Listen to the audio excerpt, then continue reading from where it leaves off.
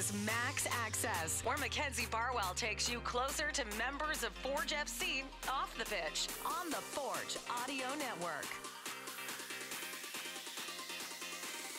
Hi everyone, and welcome to this episode of Max Access. I am your host, Mackenzie Barwell, coming to you on April 4th, 2024, just a week and a half away now from Forge FC's home opener. And if you were at Tim Hortons Field on March 28th for that kit reveal, you'd know exactly what to expect.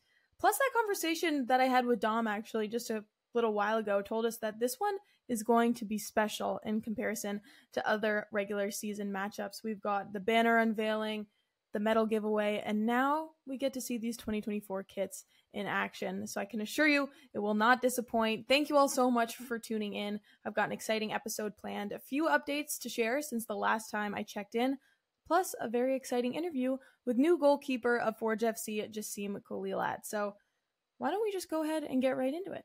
All right, as I briefly mentioned there, the club recently unveiled the 2024 custom-made Macron primary and alternate kits. If you haven't already seen them, I'll insert some photos here, and if you're on audio, feel free to visit the YouTube. But they do a fantastic job at describing exactly what these kits are on the website, actually. The orange primary kit is said to encapsulate the essence of the club's heritage and triumphs. Their jersey boasts as an abstract geometrical pattern portraying sparks flying from a hammer in action. I really like this orange one because you can't see all of the detailing unless you're up close, and then you can see exactly what's on it. Plus, the neckline, gold, same with the arm sleeves. Very cool. The white, though, was a fan favorite, I must say, at the kit reveal. People loved it. It's very clean, very sleek. This one is said to be a tribute to the captivating allure of Hamilton, renowned as the waterfall capital of the world. So there's your quick briefing on the new 2024 playing kits. In other news, Forge FC recently announced the signing of Canadian midfielder Matteo Schiavone for the 2024 CPL season. He comes on loan from MLS side CF Montreal. He's currently 18 years old. He spent some time with the CF Montreal youth system before signing with their sister club at the age of 17. Then eventually he went on to make 29 appearances, scoring twice and recording 3 assists over 2 seasons in 2022 and 2023. And then internationally, he represented Canada at the U20 level for the CONCACAF men's under-20 qualifiers. So like many other players on this roster, no lack of experience from Matteo. He was one of the last people left in caretakers after the kit reveal, talking to staff, fans, definitely made it clear that he's happy to be here. So I look forward to having a conversation with him in the near future on the Audio Network. Another signing, and the one featured in today's episode, goalkeeper Jassem Koleilat signs with Forge on a multi-year contract. The 24-year-old comes from MLS Next Pro side LAFC 2.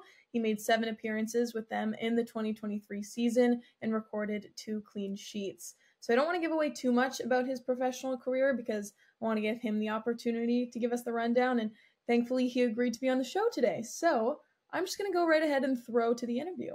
Here we go, Jess. Thank you very much for joining me on the Audio Network once again. Happy to be here. It's my pleasure. Good. I'm glad. I know you've been kind of into training. You've been in the Hamilton area for a while now. Can you just start by telling us what your experience has been like so far? I mean, it's been good. Obviously, it's a change from where I was last year, especially with the weather, I'd say. But honestly, having been in New Hampshire for college, it's nothing new, and it's, familiar. So nothing crazy. Been enjoying it. Yeah. And for those of you who may be confused by the weather comment, you come from LA, right? Yes. Yeah. So apart from the weather, what else are you missing from there? Not much really, honestly. It's I feel like Hamilton is it feels pretty like homey, I'd say. Totally. It's very, I'd say it's like on the calmer side of cities, and it's not something it's just something I actually quite like, Yeah. And it's a very comfortable place to be. I agree. Yeah, exactly. And I think it's also nice that it's like not too far from Toronto, where I have some family there, and it's obviously like in a good spot. There's plenty of nature around. Like it's a place where I guess you can do a lot of things, and that's what the guys on the team have been telling me. You can see the waterfalls and stuff. Have you heard about those yet? No, I know we are like pretty close to Niagara Falls, so I'm gonna have to go. No, we're Gonna the have to go. volleyball capital. Come on, come I don't on. know. That's all I was told. I was saying we're not far from that, so that's something to see too. There's plenty around. Okay, well, that's a conversation for another time. We kind of went over your professional career, but I want to give you an opportunity to go a little bit more in depth. I know you played D1 at New Hampshire, and then obviously going on to play in the MLS Next Pro League. So can you just kind of give the Coles notes on how that came about and your progress and development as an athlete throughout those years? I'd like to think I have quite a unique path, like to the pro scene. I don't think a lot of people know this, but obviously I grew up in Dubai till I was like 16 years old, and my goal was always to become a professional soccer player. And in the Middle East, I don't think like athletics is pushed as hard as other professional like jobs, basically. So once I was 16, I got the opportunity to go to France, and in France, I played academy there for a League Two team for about 2 years. Then I went to Sparta Prague for a year, and then from there, like I don't want to say the doors were closed, but they weren't very like Clear. the light at the end of the tunnel wasn't too bright over there. Okay, I see what you're saying. Yeah. So we ended up going the college route, and then it was just the same kind of grind, like just putting your head down every day and hoping that what you do in the college scene is enough to get you to the next level. And thankfully, the platform that I had in junior college and at UNH was enough to get me through. So I'm grateful for those places. What were you expecting with that transition coming from Europe to North America? Obviously, that wasn't what you had planned, but what do you remember from that? It was honestly, I don't want to say it was a bit of a shock, because when I found out I was going to junior college and we were in Iowa, this is like a tiny city in Iowa called Council Bluffs. Like there's like nothing there. No way. Okay, I didn't realize. Yeah, okay. So when I was there, I was expecting like the soccer level not to be great, and it was in my mind it was kind of like a just go in there and get out, go to a D1 school, like. Yeah. But our coach there, Mike Brown, he had recruited a ton of really good players, and most of the guys were international. And we just ended up having a 20-man roster of guys who had played at so many different academies, like in Europe, or Wow. like we had some like Japanese national team guys, like at youth levels, and so the standard was really high, and I was kind of surprised, and it kind of gave me a shock in a different way, where it's like this is not as different as I thought it was gonna be. Yeah, that's a pleasant surprise for sure. Yeah. Sounds like a very eclectic group. Oh, it was. It definitely was. My next question for you, Jess, was going to be how you see those experiences preparing you for the CPL and to play with Forge. But even, you talk about that standard being set really high. I can kind of already tell where that's coming from, even from a university perspective. But could you also share that from your time with the MLS? So I think I think it's prepared me well for this next step, like coming into Forge. I think there are a lot of similarities between the locker rooms in LA and the locker rooms at Forge, because they're both very much winning teams. Right. LAFC the last 2 years have been very successful. They've won the MLS Cup and made the final last year. So surrounding yourself with guys who are on the first team, Denis Bouanga, Maxime Crépeau, like those are two guys that I spent a lot of time with and gave me a lot of advice and guidance. Those guys are essentially, you believe they're just born to win, that's kind of their mindset. And coming to Forge and having that culture where the team has won 4 times already and plenty more to strive for, like you kind of get that same sense where you have guys like Benny, like Bex, like all these guys that just carry themselves with like an elitist mindset. Yes. And it's very similar, It's like guys you look at and you take example of. Obviously, I'm 24. I'd like to think it's like a good age, still young, not too old, but full prime, 100%. So it's a perfect time to like look at these guys and see what I can take from them and what I can apply myself from previous experiences. And it's just been a good experience so far with those guys in the locker room. Yeah, no kidding. It's so interesting to hear you talk about learning by example and how they carry this like innate sort of like winningness. That's so true. Exactly. That's kind of how I felt as well when I walked into the stadium for this first time.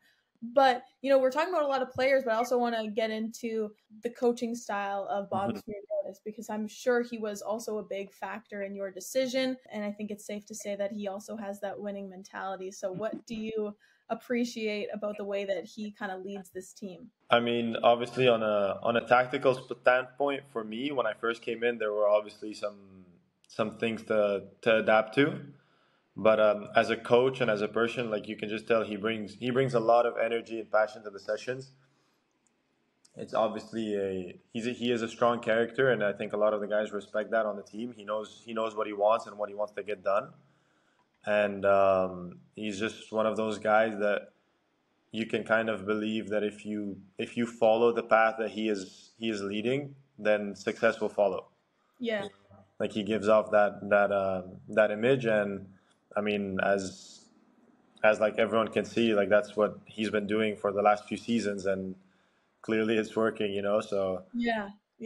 He's very specific about his ways, very calculated. I've seen the mock-ups and stuff in the locker room. You mentioned having to adapt in some ways tactically, but can you just give us some insight into your style of play as an individual player and kind of how you've developed that throughout your career, and kind of not only the ways that you have to adapt, but the ways that you also feel like it will transfer nicely into the style of play of Forge?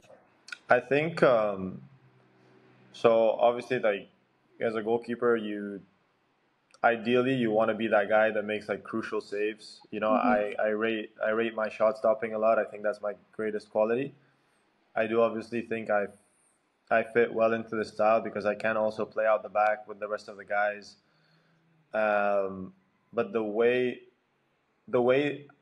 reason I think it fits nicely is because Forge is a team that has a tendency not to concede a lot of shots to begin with. It's a very Right. solid team defensively.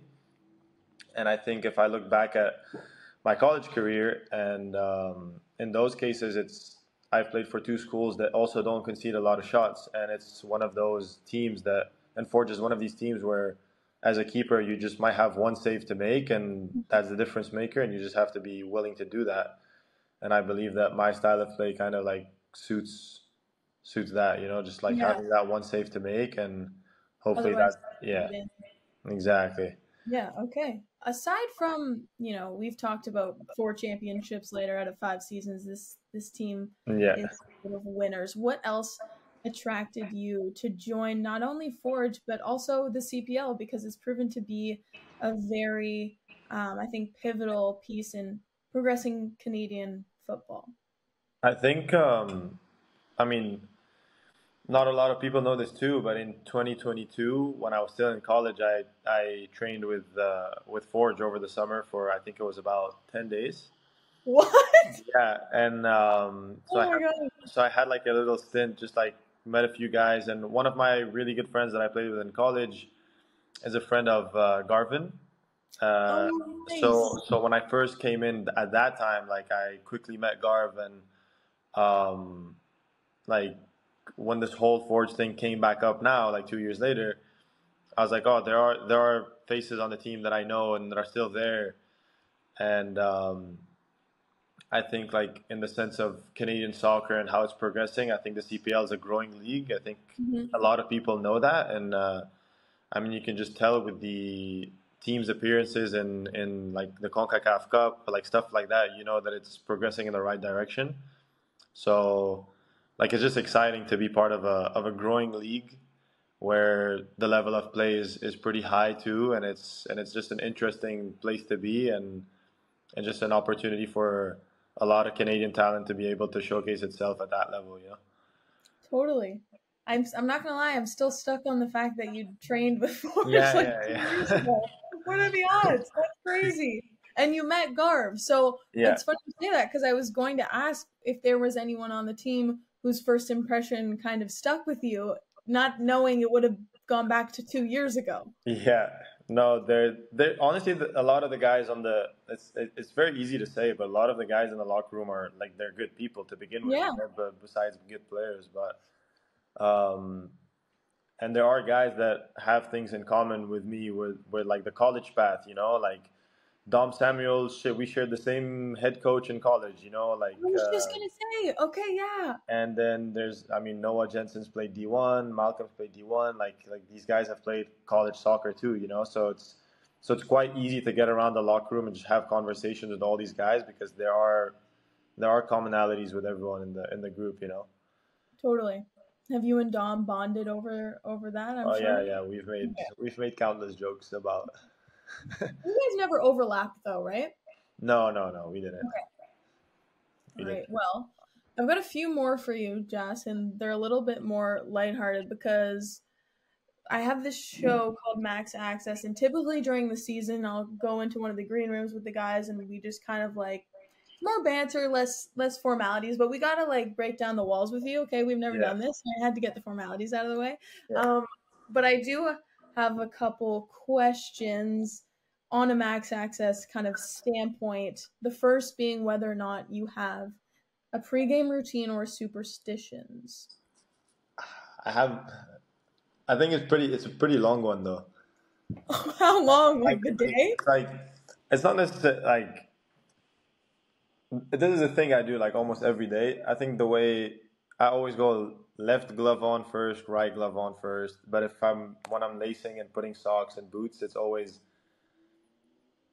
socks and everything don't really matter. But then boots, it's always right on first, left on second, tie left one first, tie right one second. It's always the same. And I always, it's always, those are really the same. And once we get on the field, it's always like 2 hops on the left foot, 2 hops on the right foot. Water bottles always on the right side, on the left side of the goal. Sorry, and then there's oh, and I do also. I will before the game when we're in the huddle. I think like you obviously see a lot of people like just like giving each other high fives before the game. I will not go past our holding mid. If you do the high fives. Yeah, so it's backline, holding mid, and all right, that's it. Yeah, then the other guys can just do their thing. Oh, you were not. You said it was long. Yeah. Any more? No, that's it. Okay. Any hidden talents, or maybe even hobbies, like side hustle hobbies, kind of thing. I'm a huge gamer. That's one. Oh, yeah, big time gamer. Anything that's like first person shooter, I play it. Basically. Okay. Yeah, not a FIFA guy, none of that. That might be controversial in the locker room. No, if you're not. Not really. I mean, I brought the Switch. I brought the Nintendo Switch to the locker room, and now, and I mean, Jens is definitely the best at it. Oh yeah. Yeah, he's been kicking everyone's ass at oh, interesting. Yeah, he's been just giving everyone a beating on Super Smash Bros. And yeah. Okay, I'll have to bring that up next time. Last one. What was the first job that you ever had? First job? Probably coaching kids. It was after high school, during my gap year. I was like between France and Prague.